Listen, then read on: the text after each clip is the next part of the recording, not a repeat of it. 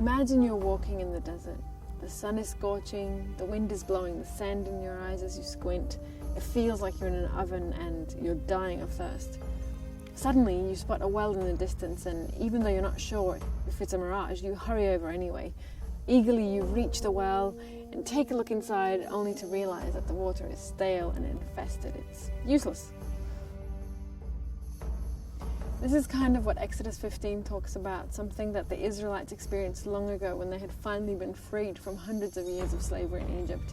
They flee from the land of bondage in a miraculous way, and now they find themselves in the wilderness.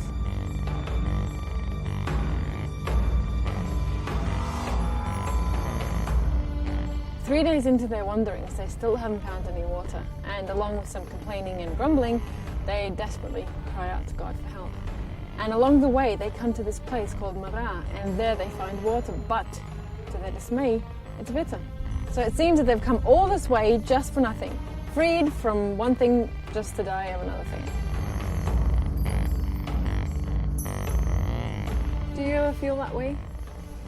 Like you just managed to free yourself from one set of problems only to face another set? How many times have I thought to myself, oh, if only I hadn't done that, now I wouldn't be having to deal with this. And that's what the Israelites thought too. Oh, if only we hadn't left Egypt, now we wouldn't be dying of thirst in the desert.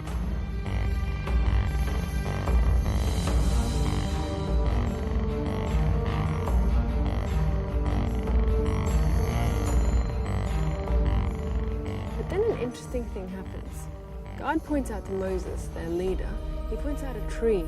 And Moses takes a branch and puts it into the water, and the water is no longer bitter.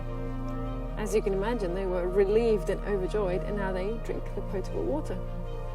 And this got me thinking though.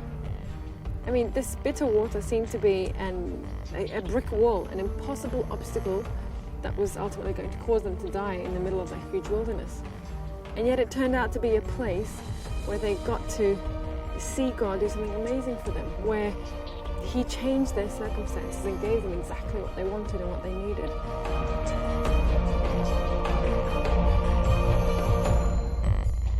What if the things you and I are up against only seem to be obstacles? Is there something bitter in your life that you wish would be changed into something sweet? I know there is in mine. And yet at the same time, I know that God has already turned some bitter things into some really sweet ones for me. If God can change bitter into sweet, then that water could have been sweet when they had first gotten there. But if that had happened, then none of this wonderful story would have taken place. This way they were involved in their own story. They played a part in this transformation from bitter to sweet. They participated in this incredible episode. Isn't it always more interesting to be a part of something rather than watch that something happen from the outside? Look around you at your life. Are there any bitter waters you're up against? If so, why not look up for help? Why not look around and see if there isn't anything you and God can do, something, a way for you to play a part in the transformation from bitter to sweet in your life?